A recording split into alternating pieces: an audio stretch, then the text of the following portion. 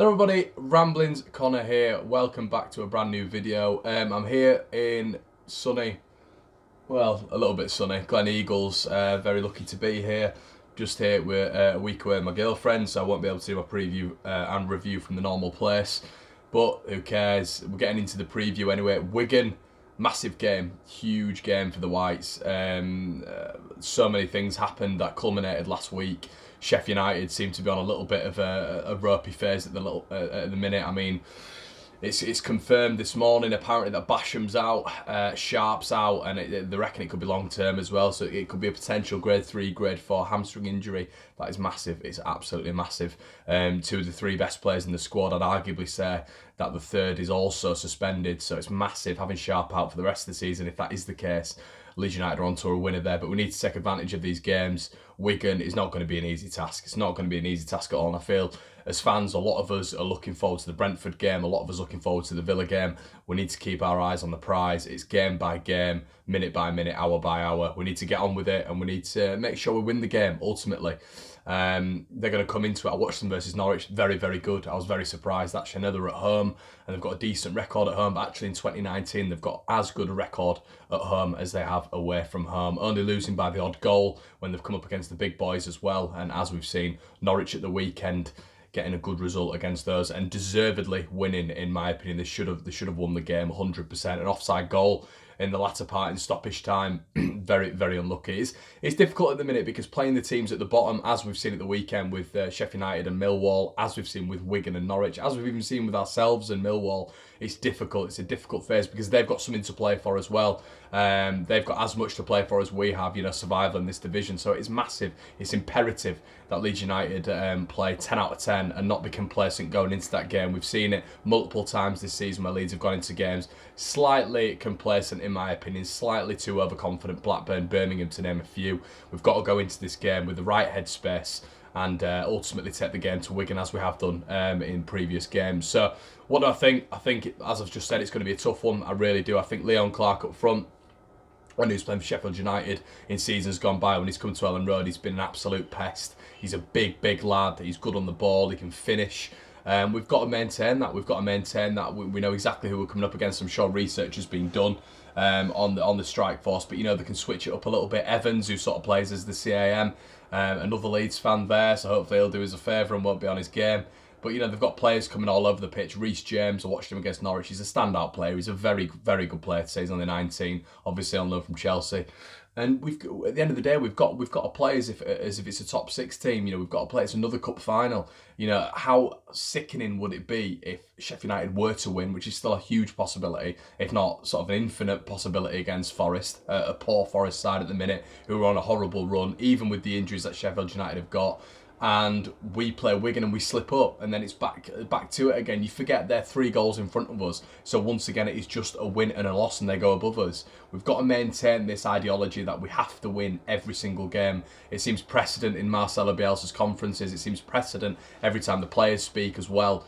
But we have to go into it with that mentality. We don't go into it with that mentality, and as we've seen last week with Sheffield United, as we've seen with Leeds in the past, it will slip and it will happen 100%. But you look at this team now, there's definitely a different mentality. We go right to the end. The fitness levels, it just shows how imperative it is for fitness levels to be that extra 10, that extra 15, that extra 20% in games, because Leeds go right till the death, and we see that all the time.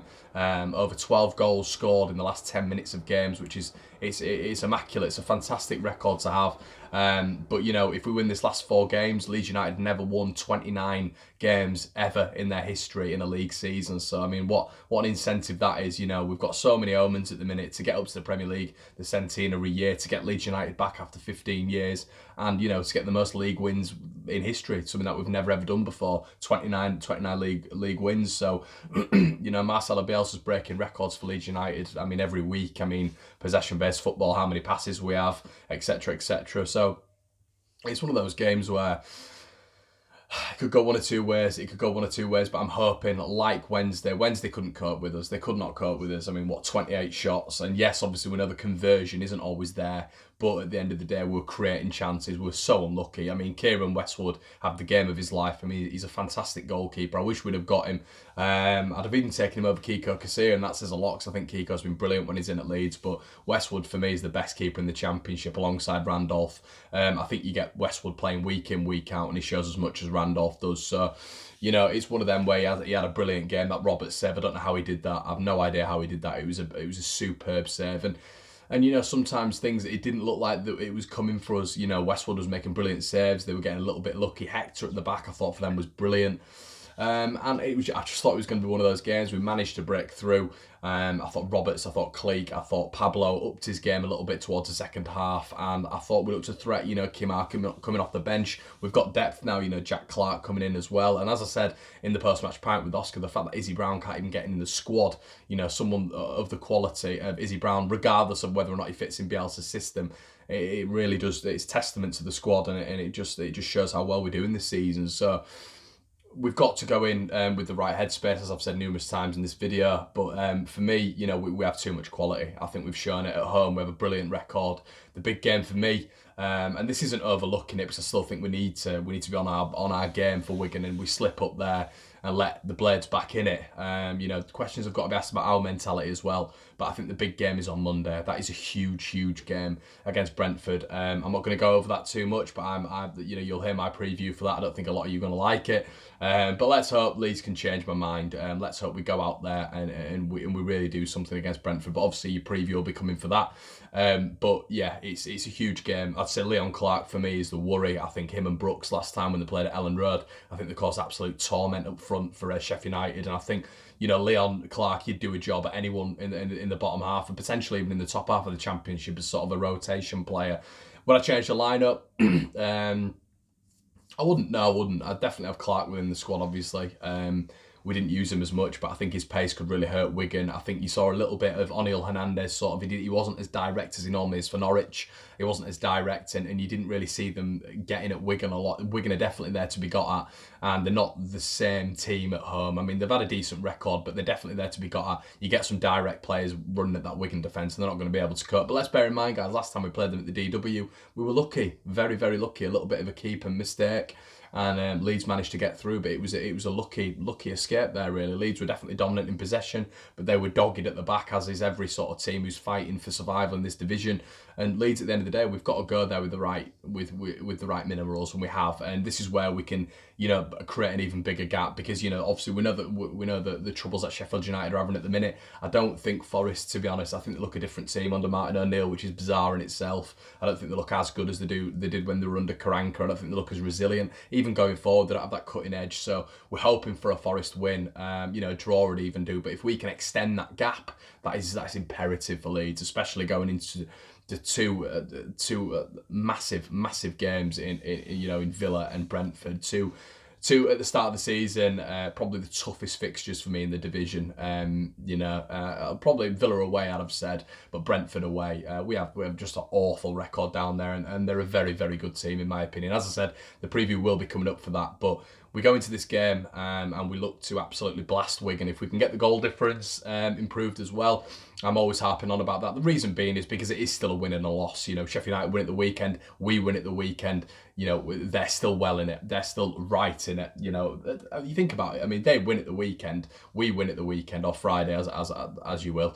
We go into the Brentford game and they're playing Ipswich at home. You know, it's a win and a loss, and it all turns round again. And then the pressure's on us versus Villa. You know, sorry, I think they play Hull actually. Yeah, they play Hull. We play Brentford in that week. You know, but the pressure's on. You know, they win at Hull. We lose at Brentford. They're right back in it. So they're not out of it. A lot of Leeds fans seem to think that, you know, we've done it now and we've done it and we're clear. We're not. We're not at all. We see it turn around. The 3 point gap is a massive cushion and it's excellent. But at the end of the day, guys, our goal difference isn't better than theirs. It's a win and a loss.